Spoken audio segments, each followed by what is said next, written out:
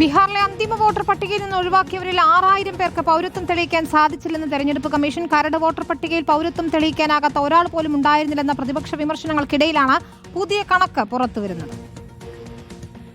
രാജ്യത്തിന് പുറത്തുള്ളവർ വോട്ടർ പട്ടികയിൽ ഇടം നേടിയിട്ടുണ്ടെന്ന ആരോപണവുമായാണ് ബീഹാർ വോട്ടർ പട്ടിക തീവ്രപരിഷ്കരണം തെരഞ്ഞെടുപ്പ് കമ്മീഷൻ ആരംഭിച്ചത്. തീവ്രപരിഷ്കരണത്തിന്റെ ഭാഗമായി 65 ലക്ഷം പേരുകൾ ഒഴിവാക്കി തെരഞ്ഞെടുപ്പ് കമ്മീഷൻ ഓഗസ്റ്റ് 1 കരട് വോട്ടർ പട്ടിക പ്രസിദ്ധീകരിച്ചു.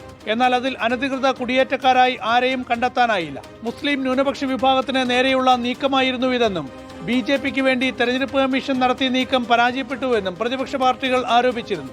എന്നാൽ ഇപ്പോൾ അന്തിമ വോട്ടർ പട്ടിക പുറത്തിറങ്ങിയപ്പോൾ പൗരത്വം തെളിയിക്കാനാകാത്ത 6000 പേരെ ഒഴിവാക്കിയെന്നാണ് തെരഞ്ഞെടുപ്പ് കമ്മീഷൻ പറയുന്നത്. നേരത്തെ ഒഴിവാക്കിയ 65 ലക്ഷം പേർക്കൊപ്പം 3,66,000 പേരെ കൂടി ഒഴിവാക്കിയാണ് 7,41 ലക്ഷം പേർ ഉൾപ്പെട്ട അന്തിമ വോട്ടർ പട്ടിക പ്രസിദ്ധീകരിച്ചത്. ഇതിൽ 21 ലക്ഷം പേരെ പുതുതായി ചേർത്തിട്ടുണ്ട്. കണക്ക് പ്രകാരം ആകെ ഒഴിവാക്കിയ 68,66,000 പേരിലാണ് 6,000 പേർ ഇന്ത്യൻ പൗരന്മാരില്ലെന്ന് തെരഞ്ഞെടുപ്പ് കമ്മീഷൻ പറയുന്നത്. റിപ്പോർട്ടർ, ദില്ലി.